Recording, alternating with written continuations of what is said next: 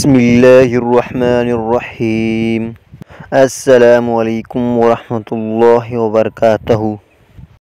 رسول اللہ صلی اللہ علیہ وسلم نے فرمایا، قیامت کے دن جہنم اس طرح لائی جائے گی کہ اس کی 70,000 لگام ہوں گی اور ہر لگام کے ساتھ 70,000 فرشتے اسے کھینچ رہے ہوں گے۔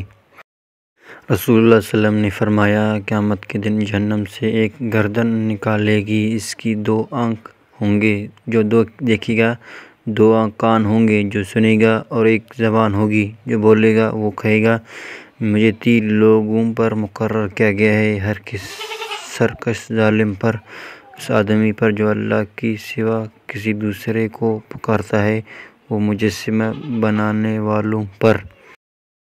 عتبہ بن غزوہ رضی اللہ عنہ نے ہمارے اس بصرہ کے منبر پر بیان کیا کہ نبی اکرم صلی اللہ علیہ وسلم نے فرمایا، اگر ایک بڑا بھاری پتھر جہنم کنارہ سے ڈالا جائے تو وہ 70 برس تک اس میں گرتا جائے گا، پھر بھی اسے تہ تک نہیں پہنچ جائے گا۔ عتبہ کہتے ہیں، عمر رضی اللہ عنہ کہا کرتے تھے، جہنم کو کثرت یاد کرو، اس لیے کہا کہ اس کی گرم میں بہت سخت ہے، اس کی گہرائی بہت زیادہ ہے اور اس کے آنکھ گڑلوں کے ہیں۔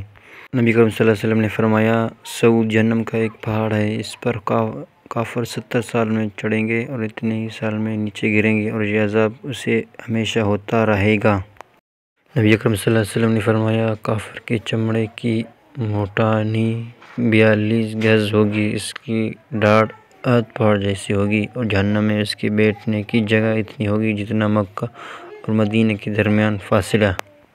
رسول اللہ صلی اللہ علیہ وسلم نے فرمایا، جہنم سے سب سے آخر میں نکلنے اور جنت میں سب سے آخر میں داخل ہونے والے آدمی کو میں جانتا ہوں۔ ایک آدمی کو لایا جائے گا اور اللہ فرشتوں سے کہیں گے، اس سے اس کے چھوٹے چھوٹے گناہوں کے بارے میں پوچھو اور اس کے بڑے گناہوں کو چھپا دو۔ اس سے کہا جائے گا، تم نے فلاں فلاں دن ایسے گناہ کیے تھے، تم نے فلاں فلاں دن ایسے گناہ کیے تھے۔ آپ نے فرمایا، اس سے کہا جائے گا، تمہارے پر ہر گناہ کے بدلے ایک نیکی ہے، اور آپ نے فرمایا، وہ عرض کریں گے، اے میرے رب، میں نے کچھ ایسا بھی گناہ کیے تھے جسے یہاں نہیں دیکھ رہا ہوں۔